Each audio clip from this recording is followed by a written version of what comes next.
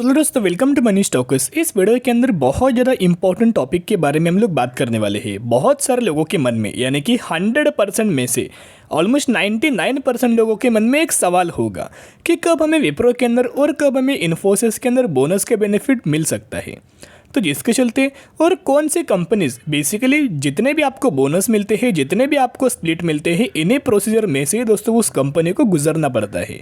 तो बेसिकली इसी पॉइंट के बारे में इस वीडियो के अंदर हम लोग कवर अप करना चाहेंगे। जो वीडियो है बहुत ज़्यादा इन्फॉर्मेटिव होने वाला है, तो ज़रूर वीडियो को लास्ट तक आप देख सकते हो। तो सबसे पहले अगर आप दोस्तों देखोगे तो किस तरह से हमें डिविडेंड मिलता है, इस टॉपिक के बारे में बात करते हैं।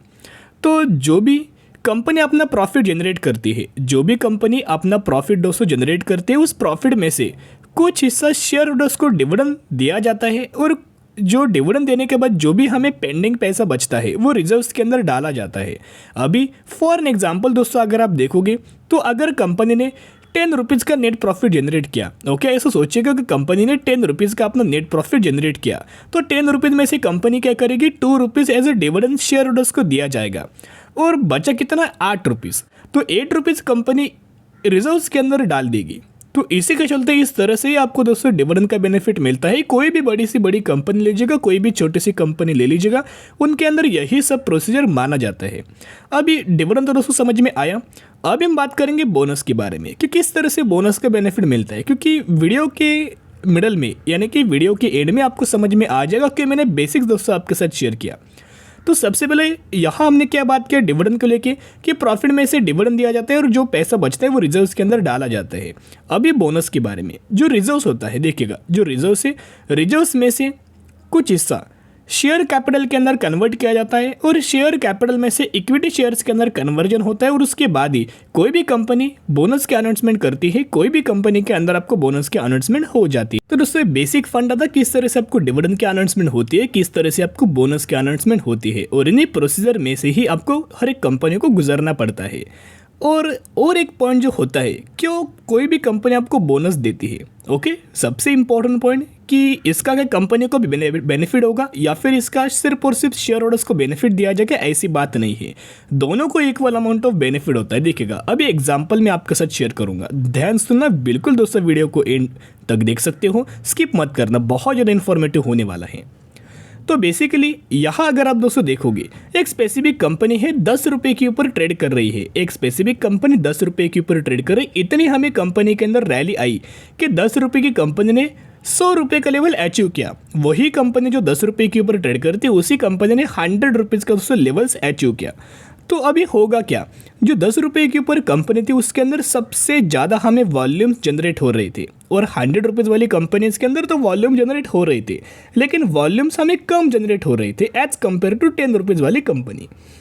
तो वॉल्यूम्स के अंदर फॉल आया, लिक्विडिटी के अंदर प्रॉब्लम्स आई। तो कोई भी कंपनी का जो मेजर जो प्रॉब्लम होता है लिक्विडिटी के अंदर प्रॉब्लम आना, तो जिसकी वजह से लिक्विडिटी को प्रॉब्लम को सॉल्व करने के लिए जिसके चलते कंपनी क्या करती है, बोनस का अनाउंसमेंट करती है। अगर 1:1 रेशियो के अंदर आपको बोनस का अनाउंसमेंट किया तो होगा क्या कि 100 रुपये की कंपनी ओके बोनस देगी 1:1 रेशियो के अंदर, और एग्जीक्यूशन के बाद प्राइस क्या होगा, यही 100 रुपये की कंपनी 50 रुपीज़ पर आपको मिल जाएगी, प्राइस एडजस्टमेंट हो जाएगी। तो अभी वॉल्यूम्स के अंदर भी अच्छे खासे जंप आएगा एज कम्पेयर टू 100। तो जिसके चलते यही प्रॉब्लम सॉल्व करने के लिए इसका बेनिफिट ज़रूर कंपनी को भी होता है और इसका बेनिफिट ज़रूर शेयर होल्डर्स को भी दिया जाता है। तो सबसे पहले हमें बात करेंगे इन्फोसिस के बारे में। तो जनरल जो बेसिक फंडा था वो मैं आपके साथ शेयर कर चुका हूँ। तो अब हम आ चुके इन्फोसिस की बोनस हिस्ट्री के ऊपर। टोटल अगर आप अभी तक देखोगे तो इन्फोसिस ने 8 बार शेयर होल्डर्स को बोनस का बेनिफिट दिया है, यानी कि 8 बार शेयर होल्डर्स को बोनस का दोस्तों बेनिफिट दिया है।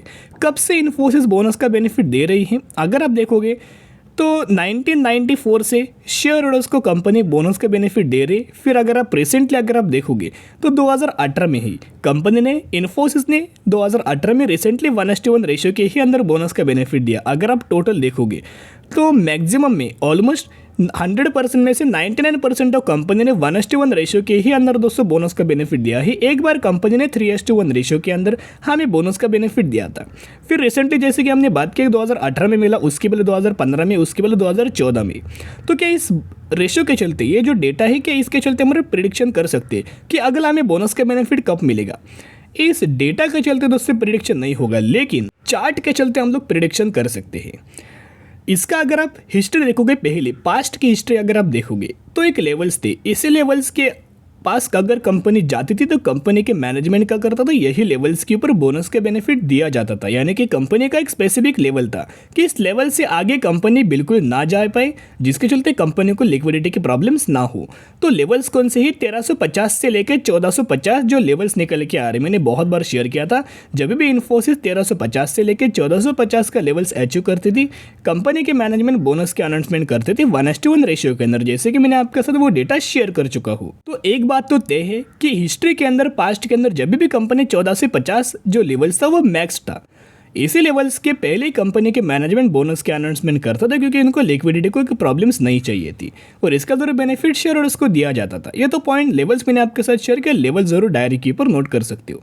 लेकिन जैसे कि मैंने पहले वीडियो के स्टार्ट में शेयर किया था, बोनस कैसे मिलता है, रिजर्व्स में से ही आपको बोनस दिया जाता है। शेयर कैपिटल के अंदर कन्वर्ट होता है, फिर इक्विटी शेयर्स के अंदर कन्वर्जन होता है। मेजर फंडा क्या है, कंपनी के रिजर्व्स। तो अगर आप इन्फोसिस का रिजर्व्स देखोगे तो करंटली 72,000 करोड़ का रिजर्व्स हमें इन्फोसिस के पास है। यानी कि इन्फोसिस के पास एक शानदार तरीके से रिजर्व से, शानदार तरीके से पोटेंशियल भी निकल के आ रही है। तो चलिए पैरेलली हम लोग बात करेंगे विप्रो के बारे में भी। तो विप्रो का अगर आप बोनस हिस्ट्री देखोगे तो अभी तक विप्रो ने सबसे ज़्यादा बोनस देने वाली कंपनी का नाम विप्रो है। बेसिकली विप्रो का अगर आप बोनस हिस्ट्री देखोगे तो 13 बार कंपनी ने लगातार बोनस का बेनिफिट दिया है। और कब से कंपनी बोनस का दोस्तों बेनिफिट दे रही है, यहाँ आप देख सकते हो। रिसेंटली जो सबसे पहले कंपनी ने जो बोनस का बेनिफिट दिया था 1971 के अंदर, सबसे पहले बोनस का आपको बेनिफिट कंपनी ने दिया था। और रिसेंटली अगर आप देखोगे तो हमें 2019 में विप्रो ने बोनस का बेनिफिट दिया, उससे पहले 2017 में दिया, और उससे पहले अगर आप देखोगे 2010 में हमें बोनस का बेनिफिट मिला था।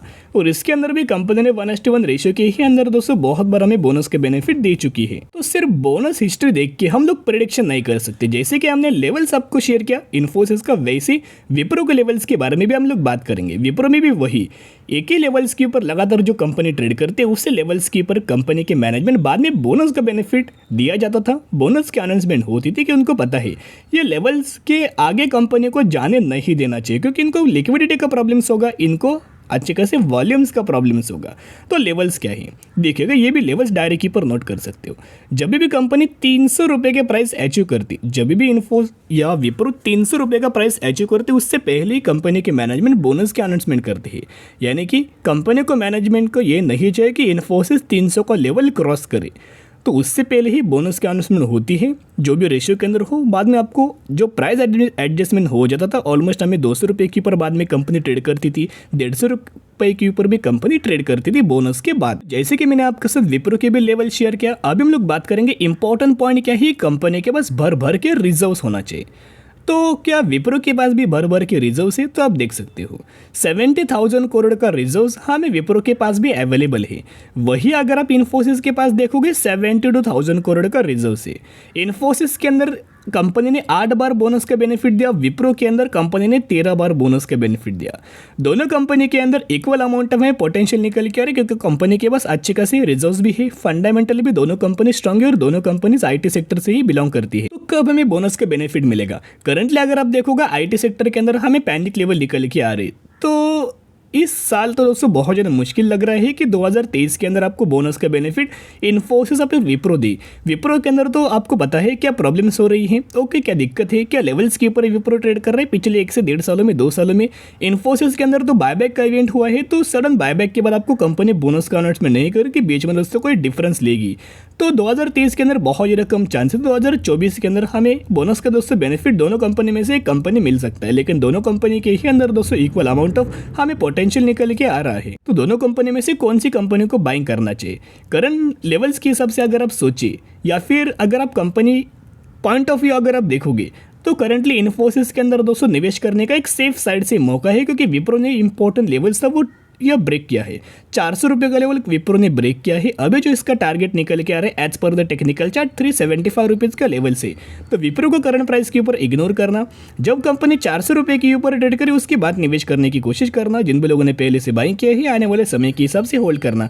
करंट प्राइस के हिसाब से इन्फोसिस के अंदर सही मौका है, ग्रेट अपॉर्चुनिटी निकल के आ रही है। बोनस तो बाद में मिल जाएगा, डिविडेंड तो बाद में मिल जाएगा, लेकिन अच्छी कंपनीज के अंदर निवेश करेंगे तो ही आपको आने वाले सालों में ह्यूज अमाउंट ऑफ रिटर्न मिल जाएगा। इसका मतलब ये नहीं कि विप्रो दोस्तों बुरी कंपनी है, नहीं, विप्रो भी फंडामेंटली बहुत ज़्यादा स्ट्रॉन्ग है। तो जिसके चलते जो भी लोग बाइंग करना चाहते हैं शॉर्ट टर्म बेसिस के ऊपर बाइंग मत करना। इतने में आपको सर रिक्वेस्ट करूंगा, लंबे समय के लिए निवेश करना, मिनिमम 5 साल तो कंपनीज के अंदर होल्ड करना, तो ही आपको आने वाले सालों में अच्छी खासी रिकवर नजर आ जाएगी। तो आज के लिए इतने, अगर आपको वीडियो पसंद है जरूर वीडियो को लाइक शेयर एंड सब्सक्राइब कर सकते हो। फिर मिलेंगे, बाय।